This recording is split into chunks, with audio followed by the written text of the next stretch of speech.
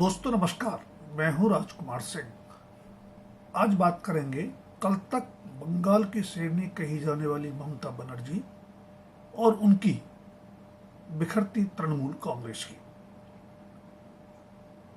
लगातार 15 साल शासन के बाद ममता बनर्जी की चुनावी पराजय से भी ज्यादा चौंकाने वाला उनकी तृणमूल कांग्रेस में बिखराव है। 2021 के विधानसभा चुनाव में 2094 में से 215 और फिर 2024 के लोकसभा चुनाव में 42 में से 29 सीटें जीतने वाली तृणमूल कांग्रेस इस बार विधानसभा चुनाव में 80 सीटों पर सिमट जाएगी, ऐसा किसने सोचा था।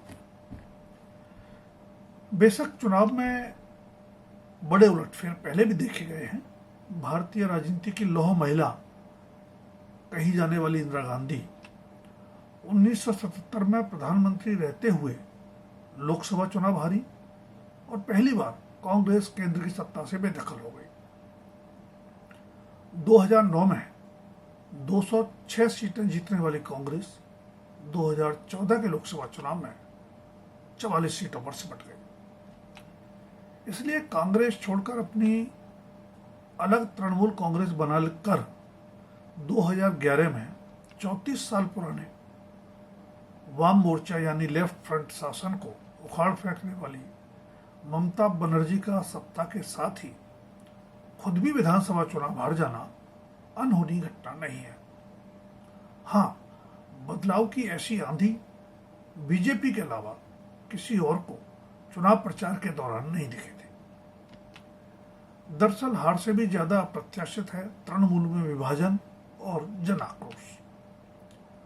अभिषेक बनर्जी और कल्याण बनर्जी के साथ ये दोनों सांसद हैं। सड़क पर जिस तरह मारपीट की गई उसकी कड़ी निंदा ही की जानी चाहिए।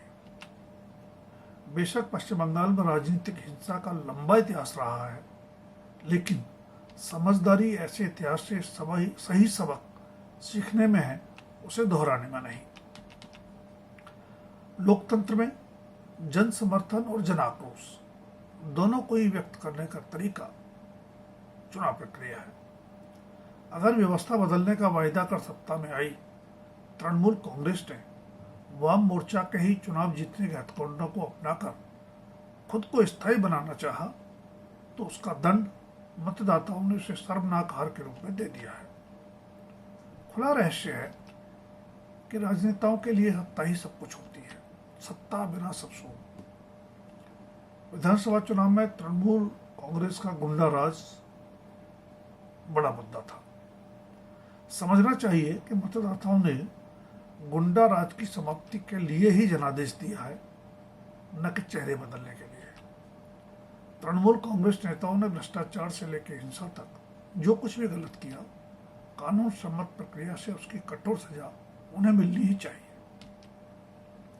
लेकिन कानून व्यवस्था बनाए रखना शुभेंदु अधिकारी के नेतृत्व वाली बीजेपी सरकार की संवैधानिक जिम्मेदारी है, जिससे मुंह नहीं चुराया जा सकता। 4 मई को विधानसभा चुनाव परिणाम आने के साथ ही तृणमूल कांग्रेस ने चुनाव आयोग पर धांधलियों के आरोप लगाना शुरू कर दिया था, तो उसमें बड़ी टूट की आशंका भी जताई जाने लगी थी। बेशक चुनाव आयोग पवित्र गाय नहीं है, दूध का धुला नहीं है, लेकिन राजनीतिक दलों और नेताओं द्वारा अपनी हर नाकामी के लिए उसे बलि का बकरा बनाना भी उचित नहीं। चुनाव आयोग और विवादास्पद एसआईआर प्रक्रिया पर अंतिम फैसला सर्वोच्च न्यायालय का ही होगा। पर इस सच को नजरअंदाज नहीं किया जा सकता कि ममता की तृणमूल कांग्रेस को नकार कर मतदाताओं ने सोनार बांग्ला बनाने की जिम्मेदारी बीजेपी को सौंपी है, जिसके दायित्व का निर्वाह शुभेंदु अधिकारी को दिया गया है। जाहिर है बीजेपी के वादे इरादे शुभेंदु सरकार के कामकाज की कसौटी पर ही कसे जाएंगे, लेकिन तृणमूल कांग्रेस में अप्रत्याशित बिखराव कई सवाल खड़े करता है, जिनके कुछ जरूरी सबक भी हैं। मसलन राज्य दर राज्य रेखांकित हो रहा है कि क्षेत्रीय दल वस्तुतः परिवार विशेष की जागीर होते हैं, जिनकी सफलता की कसौटी सिर्फ सत्ता होती है। ये दल नेतृत्व के लिए परिवार से बाहर झांकने की जहमत भी नहीं उठाते, तो सत्ता जाते ही इनकी प्रासंगिकता पर सवालिया निशान लगने लगते हैं। उत्तर प्रदेश में समाजवादी पार्टी के मुखिया अखिलेश यादव की सबसे बड़ी योग्यता और प्रतिभा यही है कि वो दिवंगत मुलायम सिंह यादव के बेटे हैं, जिन्होंने खुद जनादेश हासिल कर उन्हें अपने जीवन काल में ही मुख्यमंत्री बना दिया। राजनीतिक हमसफर भाई शिवपाल सिंह यादव ताकते रह गए थे। बीएसपी सुप्रीमो मायावती भी राजनीतिक उत्तराधिकारी के लिए भतीजे आकाश से आगे नहीं देख पाई, तो वही कहानी ममता बनर्जी की भी है। कई बार इतने बड़े राज्यों पर शासन करने वाले दल में परिवार से बाहर और कोई योग्य उत्तराधिकारी ही नहीं मिला, इस पर कौन विश्वास करेगा। ऐसा तर्क भी दिया जाता है तो वो दल के औचित्य और विचारधारा पर ही सवालिया निशान लगा देता है। माया ने आकाश को चुना तो तमाम दिग्गजों को बाहर का रास्ता देखना पड़ा, और जब ममता ने अभिषेक को आगे बढ़ाया तो बगावत करने वाले शुभेंदु अधिकारी ने आखिरकार भाजपाई बनकर सत्ता ही छीन ली। दरअसल तृणमूल कांग्रेस में बगावत के मूल में जो भी ज्ञात अज्ञात कारण हो, यह तो साफ है कि ममता के बजाय नाराजगी अभिषेक बनर्जी से ही ज्यादा है। क्या सब कुछ देखते हुए भी न समझना और मूक दर्शक बने रहना धृतराष्ट्र ग्रंथि का ही परिचायक नहीं है। चुनाव प्रचार के दौरान अभिषेक बनर्जी की भाषा किसी राजनेता के बजाय क्षेत्रीय बाहुबली की ज्यादा नजर आई। वो सरेआम डायमंड हार्बर मॉडल तोड़ने की चुनौती देते देखे, पर नतीजों ने बता दिया कि जब मतदाता ठान लें तो कोई मॉडल नहीं टिक पाता। इमरजेंसी के बाद हुए लोकसभा चुनाव और 34 साल के वाम मोर्चा शासन के बाद पश्चिम बंगाल में हुए विधानसभा चुनावों के परिणाम ये बता चुके हैं, पहले भी बता चुके थे। लेकिन सत्ता के मद में समझदारी अक्सर साथ छोड़ जाती है।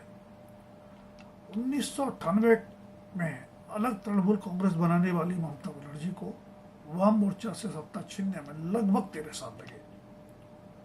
लगातार 15 साल वो मुख्यमंत्री रही। छात्र जीवन से राजनीति शुरू कर अपने दम पर यहां तक पहुंची इतनी अनुभवी ममता बनर्जी भी उस सत्ता के मत से नहीं बच पाई। 15 साल की सत्ता विरोधी भावना और सर्वशक्तिमान बीजेपी से मुकाबले में 80 विधानसभा सीटों को सम्मानजनक भी मान लें तो ऋतव्रत बनर्जी के नेतृत्व में 58 विधायकों की बगावत को क्या कहेंगे। अब वैसी ही बगावत की आशंका 29 लोकसभा सांसदों में भी जताई जा रही है। जाहिर है हाल तक ममता के निष्ठावान रहे इन बागी तृणमूल नेताओं की आत्मा अचानक जाग जाने के लिए बीजेपी पर उंगलियां उठाई जा रही है। महाराष्ट्र में उद्धव ठाकरे के नेतृत्व वाली महाविकास आघाड़ी सरकार को गिराकर वैकल्पिक सरकार बनाते हुए बीजेपी ने जिस